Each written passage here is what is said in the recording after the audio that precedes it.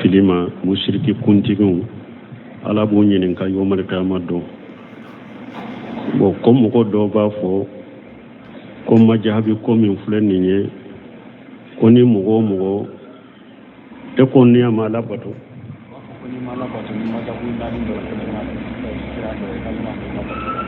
bon ko mɔgɔw dɔw b'a fɔ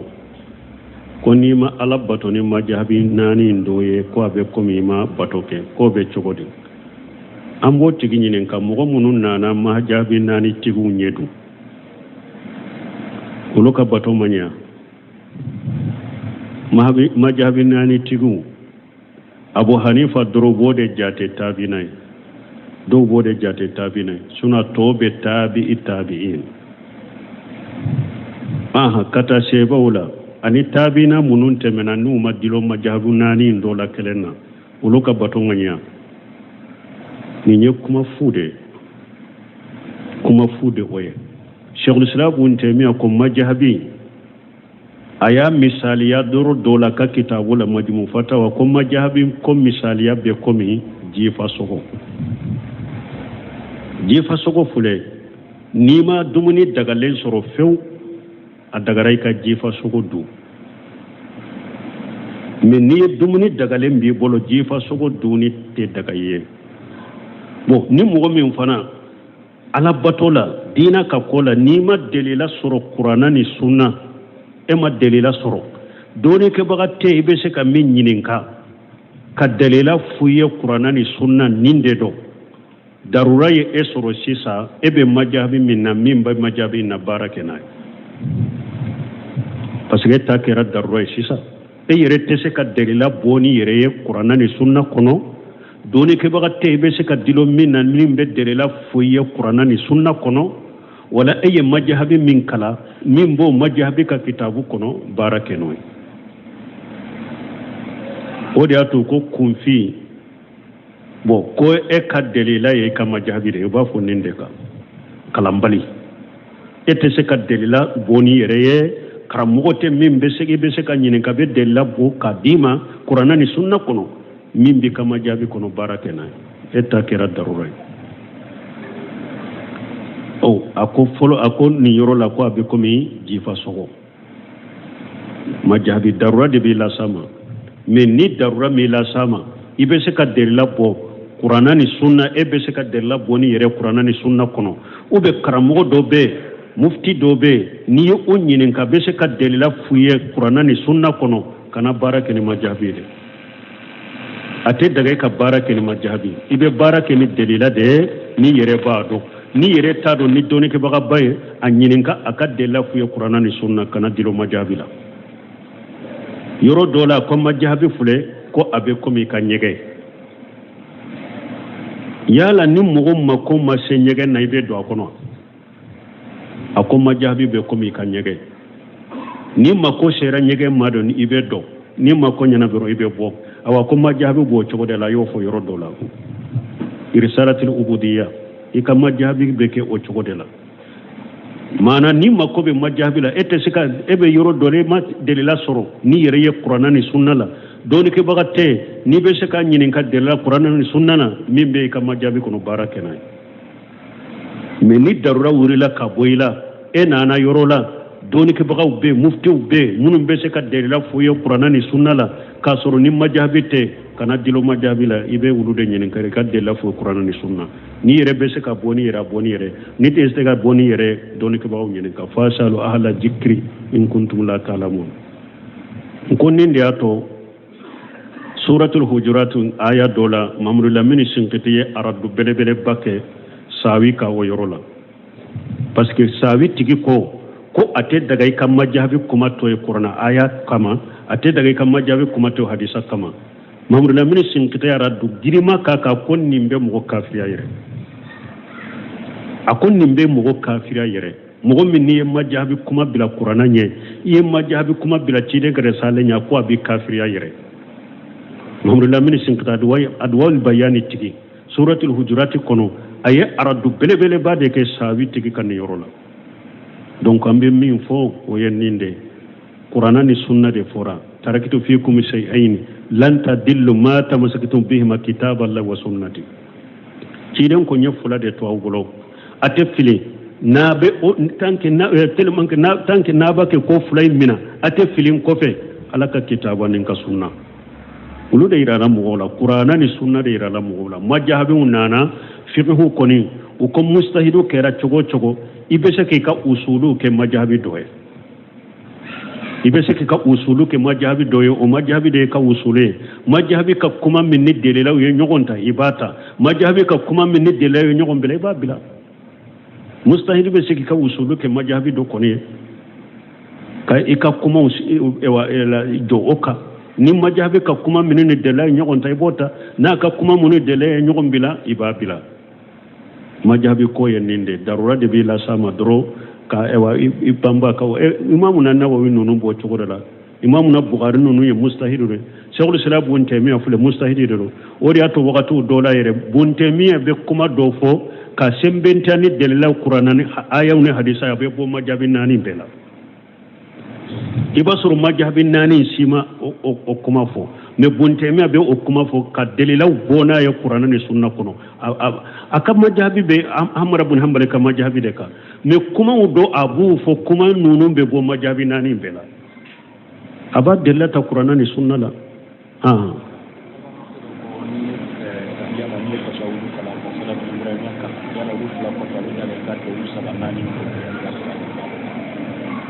ko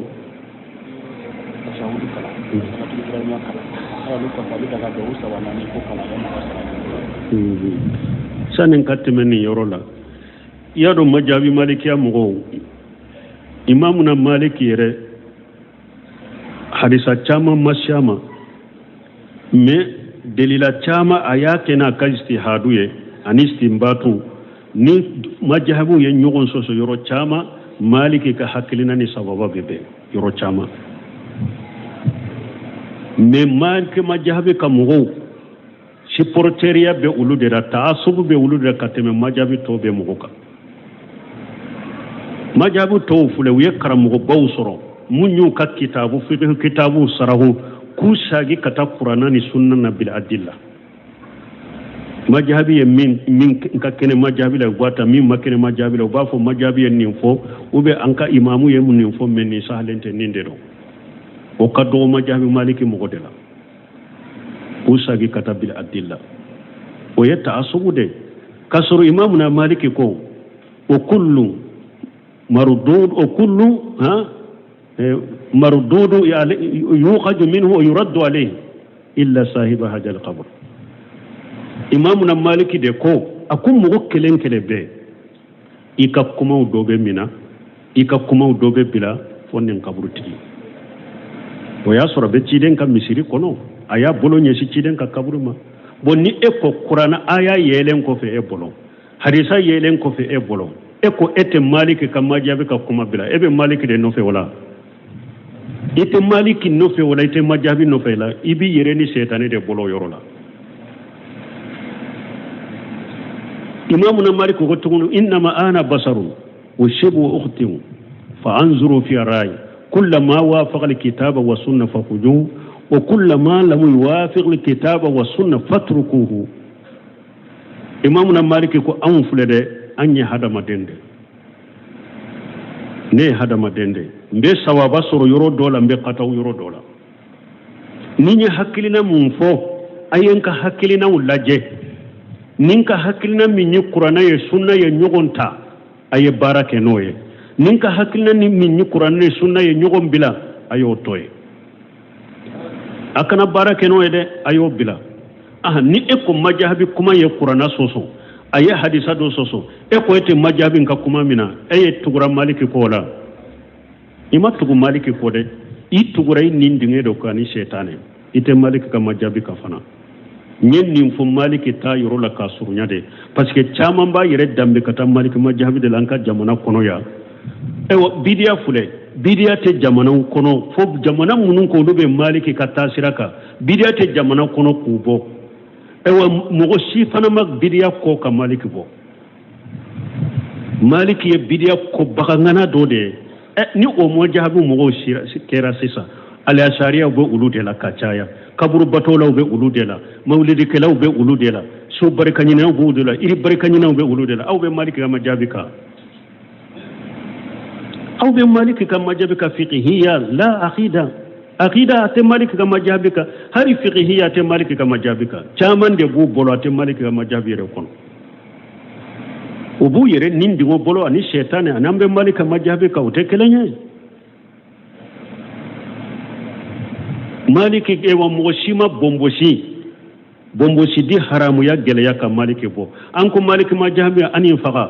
hari ewa dawolo dugumata shi min ba koro imamu na maliki ko bomboshi do dile haramu bomboshi nyerete de shi min be dawolo dugumata koro maliki ko bomboshi do adile haramu maliki ma jahbi almami ba munum be mugo nyeya abe bomboshi be kuma te abe dile obe maliki ma jahbi kono ni maliki bora abe bamuruta maliki majabe mugo yere de nofe folo ala kan kisala kan tanga aye qur'ana ni sunna nyini ala fahamu salafu salih aka barake nay maliki kan majabe yoro min qur'ana ni sunna ye nyogonta alhamdulillah ya taka barake nay maliki kan yoro e wa haklina min aka kuma min qur'ana sunna ye nyogombira ama yere tugu galonti galate ama yere tugu iba soro hadisa do de masama ube iba soro alayya ayayin famu cogo ya dole la ma famu nin cogo ka o nyogona de bu soro sunu tutugu ka kataw kabila kataw la bada kataw de bu soro o ya kataw ya de bulala tale minano ye ci de nyofo akunni mustahidun hakimu na ya yire jija ka cinya nyini na ben na sawaba masarafu la bai aya yire jija min ko sawaba o sarabai ay benna sababa min na cinya minna o sarabai min ni mustahidu kiri tigala aya yire jija ka cinya de nyini aye cinya je baraji kelembai aya ka yire jija min ke cinya nyini na o baraji baye kataw min kala bo ya fama ambal muso kanyin kalim min be ko ko ni mugo ye tahiyya ke ko tahiyya labande ko tahiyya lawi ni salati ibrahimiya ke anen ciden ko ka tanga nyini ka bo fennani min yo ke yala ibe saka duwawu saba ewa fula saba ki rewa amore fure fo ni hada madenye salati ibrahim ya fe ci denye duwawu munun fo yoke anana abdullah ibn mas'ud ka hadisa kunu summa li takhayyaru ma sa min du'aika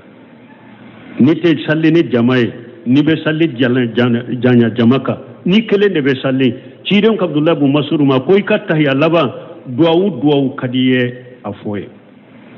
jiya ka hera ni lagara hera duwawu kadi ake dantala fo ni be jamanye ni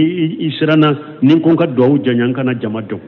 men ni yere be e wa salli ikatta yalla wa duwawu kadi ake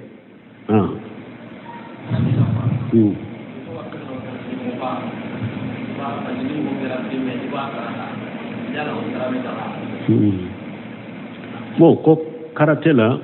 ku be fendo wari ganaje ko pomba ko ni mugo min ganyera iba sarata ko dagara saraka tawa la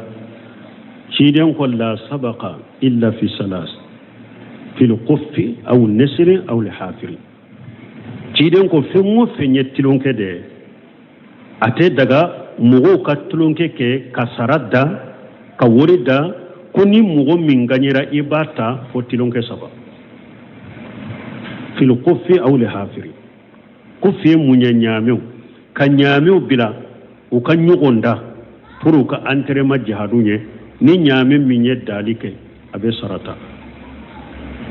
a ube ka so bila hasiri yo ode o kan yugonda ni so minye dani tabe sarata pour ka entrée ma jihadunye ube ka yugonda tege jiala ka yugonda tege jiala an kan ni ewa hijire ni mugo minya soro sarabiye nunum be ye jihadu mina de kantre ma jihadu ne basite nena me doni ko ko na ciden ko na bora ni isabala ate daga mo katilon ke sike aka sarada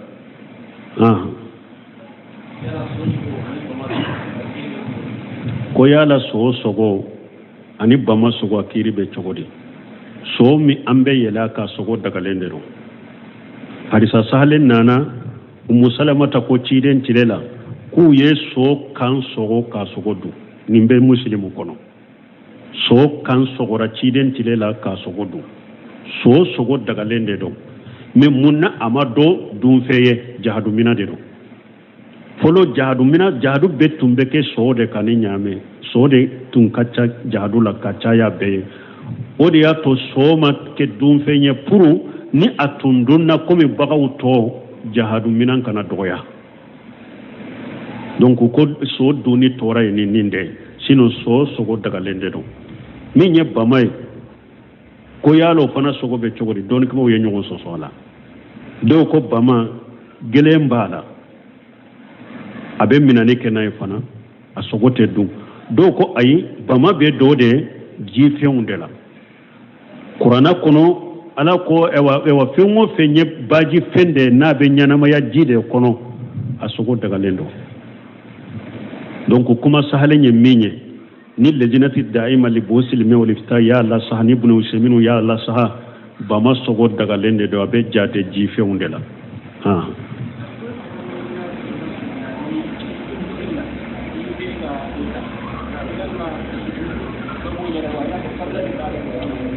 bon anye ninjabi akakoro koni mugo min ni ka telefoni sonana ibrila kata sujudi yo nyanabo sujudi to nyanabo parce que yittugo ko kede doni ke baw koni mugo min ba kiri do ni ya ka bi ka salli cinyade o ye salli cinyale ne parce que yittugo ko ke ya sujudi ko yere ni nyina na ka fo munun ke me ni nyina na ki yittugo ka fendo ke salli la min manka ke o be salli cinyade sujudi ko to nyanabo bonna ya soro mugo min ya jahili da ten ninkiri de do iya la doniya salli min temena bolo o sahlen do sagre taka men ni mugo ba kiri do telefoni sonera ibrila kata doni ke ba ko yitugo ka uruku were kumbele mina were de fara sallika parce que kumbele mina ye hada maden ko ni birila nis e wa ibolo fula bi kumbele fula soro ni birila ka se o degere madro ye uruku ke o be konte de ko kumbele mina ye urukuke hari ni ma bolo fula da kumbele ka wori ato don ke ko ni tora ki tugu ka ke abika salli cinya bo ni tugu ka ke sujuru ko to nyana bo de salli be cinya de bo ni min tun ta do de jahili de do iya do wakati mi yere korosi salli min temena i bolo te cinya ha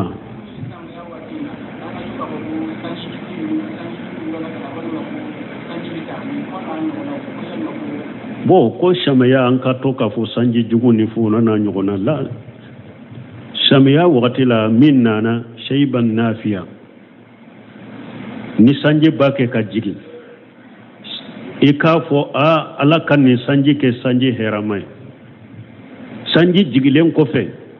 ika fo mutiruna bi fadlihi mutiruna bi fadlillahi wa rahmatihi mutiruna bi fadlillahi wa rahmatihi anye sanji sorone ala ka fasamantaye ala kan nema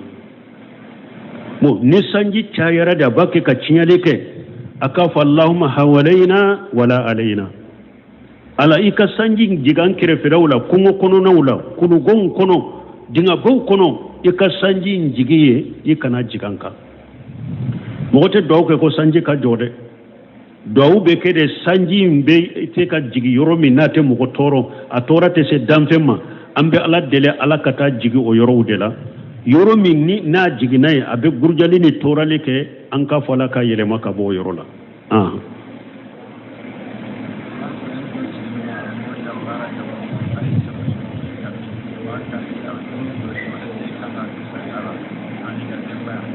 bon koni mugo mi ni mori gana be sigi nyogonya la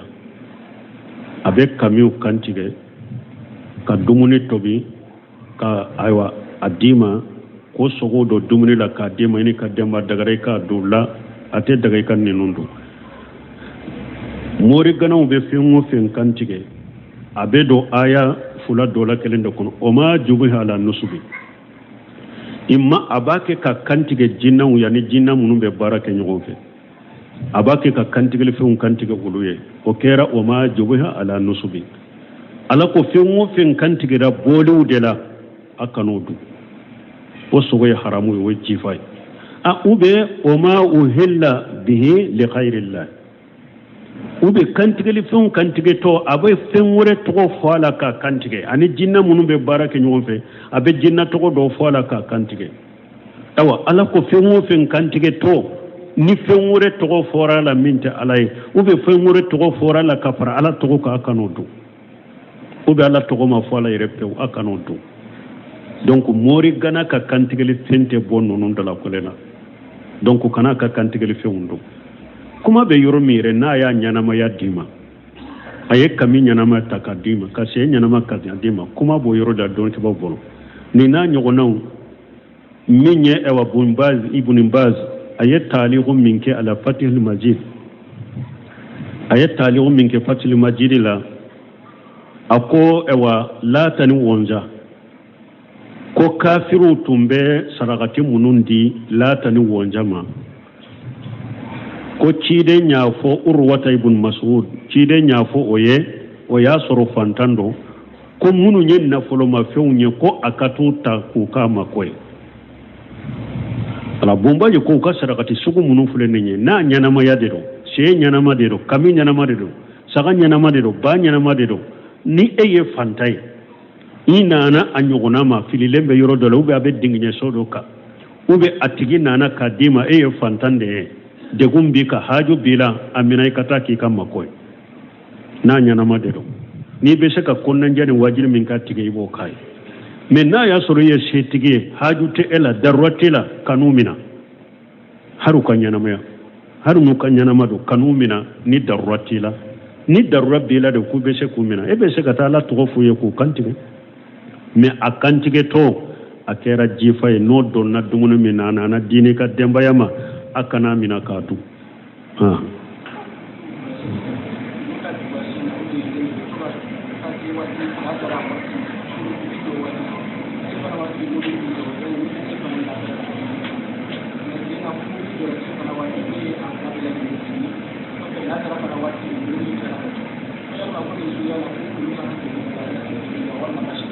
bon ka kuma surunya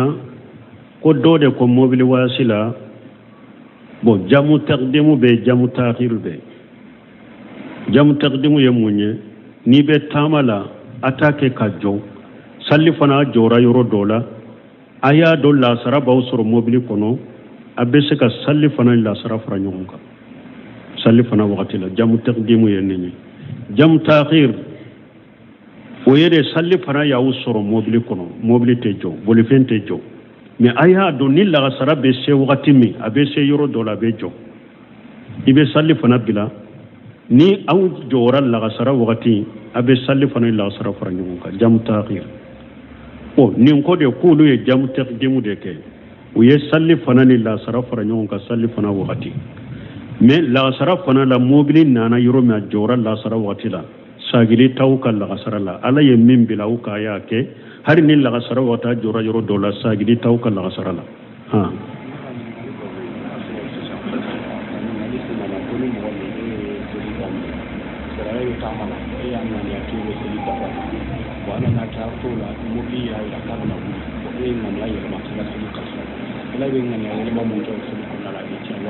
e donna ni dafali de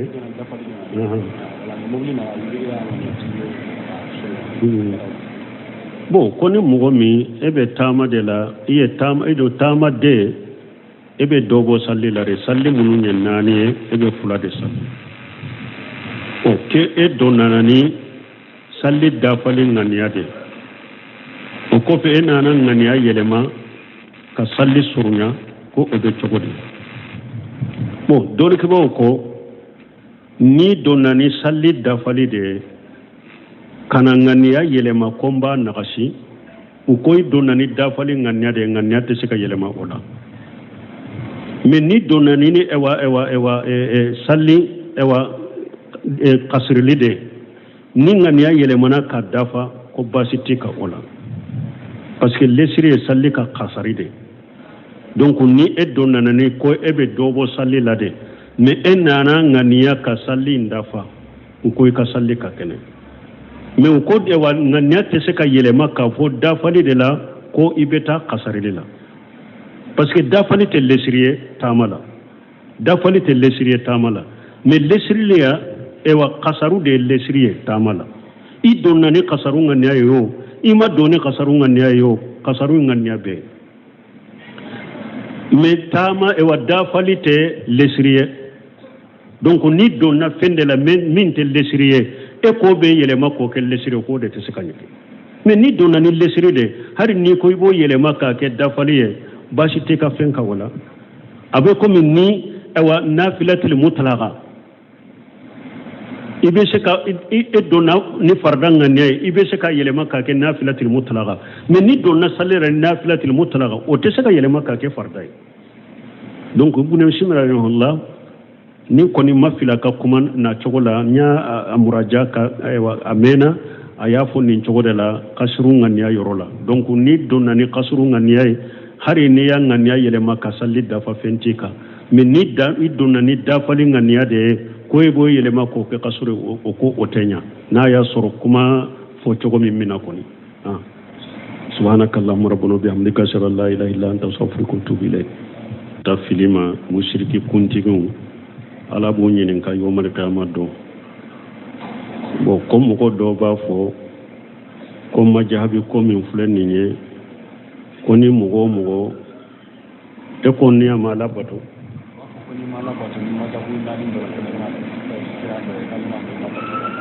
bo ko mugo do ba fo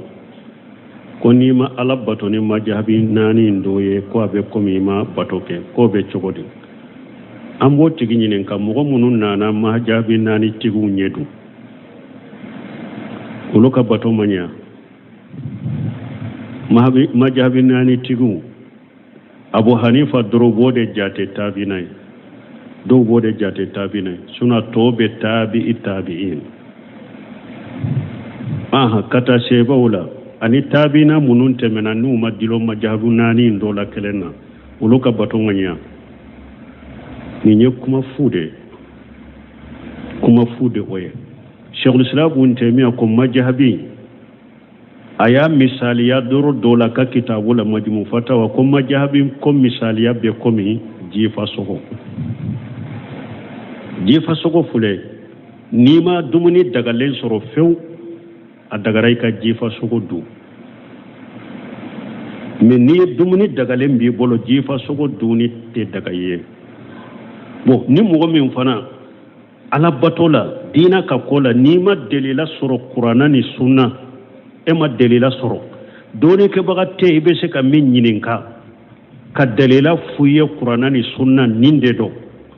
darura ye esoro sisa ebe majabi minna mimba majabi na barakena parce que ta kera darura sisa e yere tese ka delila boni yere ye qur'ana ni sunna kono doni ke bagate ibe se ka dilo minna mimbe delila fuye qur'ana ni sunna kono wala eye majabi min kala mimbo majabi ka kitabu kono barakeno odi atu ko kunfi bo ko e ka delila ye ka majabi de ba fo ninde ka kalambali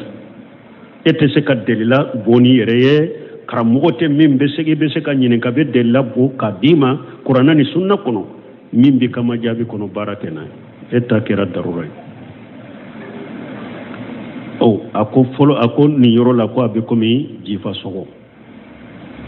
majabi darura de bi la sama mais ni darura mi la sama ibe se ka delila bo qur'ana ni sunna ebe se ka delila boni yere qur'ana ni sunna kono ube karamogo do be mufti do be ni o nyinin ka be se ka delila fuye qur'ana ni sunna kono kana barake ni majabi de ate daga ka barake ni majabi ibe barake ni delila de ni yere ba do ni yere ta do ni doni ke baga baye a nyininka aka delila fuye qur'ana ni sunna kana dilo majabi la yoro dola ko majabi fule ko abe komi ka nyege yala ni mugo mako ma se nyege na ibe do akono ako majabi be komi ka nyege ni mako sera nyege mado ni ibe do ni mako nyana bero ibe bo awa ko majabi bo chogo de la yo fo yoro dola irsalatul ubudiyya ika majabi be ke o chogo de la mana ni mako be majabi la ete sika ebe yoro dole ma delila soro ni yere ye qur'ana ni sunna la doni ke bagate ni be sika nyinin ka delila qur'ana ni sunna na mimbe ka majabi kono barakena me ni darura wurila ka boyila e nana yoro la doni ke bagaw be mufti be munum be sika delila fuye qur'ana ni sunna la ka soro ni majabi te kana dilo majabi la ibe wulude nyinin kare ka delila fuye qur'ana ni sunna ni yere be sika boni yere ni te sika boni yere doni ke bagaw nyinin ka fasalu ahla zikri in kuntum la ta'lamun nkonin de ato suratul hujurat aya dola mamru lamini sinkitiye aradu belebele bakke sawi ka woyorola parce que sawi tigi ko ate daga kan majabi kuma to e qur'ana aya kama ate daga kan majabi kuma to hadisa kama mamru lamini sinkitiye aradu girima kaka kon nimbe mo kafiriya yere akon nimbe mo kafiriya yere mo min ni majabi kuma bila qur'ana nye ye majabi kuma bila cide gare salenya ko abi kafiriya yere mamru lamini sinkita adwal bayani tigi suratul hujurat kono aye aradu belebele bade ke sawi tigi kan yorola donc ambe min fo o yenninde qur'ana ni sunna de fora tarakitu fikum shay'ain lan tadillu ma tamasakitum bihima kitaballahi wa sunnati ciden ko nyefula de to awgolo ate fili na be tanke na tellement que na tanke na ba ke ko fulay mina ate filin ko fe alaka kitabanin ka sunna ulu de irala mugola qur'ana ni sunna de irala mugola majahabi nana fiqhu koni u ko mustahidu kera chogo ibese ke ka usulu ke majahabi doye ibese ke ka usulu ke majahabi doye o majahabi de ka usule majahabi ka kuma min ni delela ye nyogonta ibata majahabi ka kuma min ni delela ye nyogon bela ibabila mustahidu be se ke ka usulu ke majahabi do koni ka ika kuma ewa do oka ni majabe ka kuma minene dela nyogon tay bota na ka kuma munu dela nyogon bila ibabila majabe ko yeninde darura de bila sama dro ka ewa ipamba ka imamu na nawawi nonu bo chogola imamu na bukhari nonu ye mustahidu re shaykhul islam bun taymiya fule mustahidu re ori ato wakatu dola yere bun taymiya be kuma do fo ka sembentani dela qur'ana ni ayawne hadisa ya be bo majabe nani bela ibasuru majabi nani sima o kuma fo me bunte me be o kuma fo ka delila bona ya qur'ana ni sunna kono aka majabi be amra bun hanbal ka majabi de ka me kuma do abu fo kuma nunu be bo majabi nani bela aba delata qur'ana ni sunna la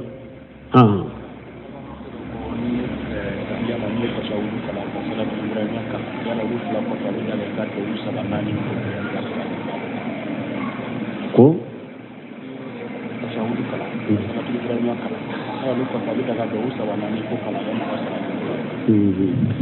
sanin kattimeni yorola yado majabi malikiya mugo imamuna maliki yere hadisa chama masyama me delila chama ayake na kajisti haduye anisti mbatu ni majabu ye nyogon soso yoro chama maliki ka hakilina ni sababa bebe yoro chama me maliki majabi ka mugo supporteria be ulu de la taasubu be ulu de la kateme majabi to be mugoka majabu to fule wiye karamugo bawsoro munyu ka kitabu fiqh kitabu sarahu kusagi kata qur'ana ni sunna nabil adilla majabi min ka kene majabi la gwata min makene majabi la bafo majabi ni fo ube anka imamu ye mun fo men ni sahlente ninde do o kaddo majabi maliki mugodela usagi kata bil adilla o yetta asubude kasru imamuna maliki ko o kullu mardud o kullu mardud yuqad minhu wa yurad alayhi illa sahib hadha al qabr imamuna maliki de ko akum mo kelen be ikakuma dobe mina ikakuma dobe bila fonnen kabruti o ya soro be ciden kam misiri kono aya bolo nyesi ciden ka kaburuma bonni eko qur'ana aya yelen ko fe e bolo hadisa yelen ko fe e bolo eko ete maliki kam majabe ka kuma bila ebe maliki de no fe wala ite maliki no fe wala ite majabi no fe la ibi yereni setane de bolo yorola imamuna maliki ko tugunu inma ana basaru wa shibu ukhti fa anzuru fi ra'i kullama wafaqa alkitaba wa sunna fakhudhu وكل ما لم يوافق الكتاب والسنة فاتركوه إمامنا مالك يقول أنفل ده أني هذا ما دند ne hada madende mbe sawaba soro yoro dola mbe qataw yoro dola ninya hakilina mumfo ayenka hakilina ulaje ninka hakilina minyi qur'ana ye sunna ye nyogonta aye barake noye ninka hakilina ni minyi qur'ana ye sunna ye nyogon bila ayo toye akana barake no ede ayo bila ni eko majahabi kuma ye qur'ana soso aye hadisa do soso eko ete majahabi nka kuma mina tugura maliki ko la ima tugu maliki ko de tugura nindinge do kani shaytane ite maliki ka majahabi ka fana nyen nim fu maliki ta yoro la ka surunya de parce que chaman ba yere dambe kata maliki majahabi de lanka jamana kono ya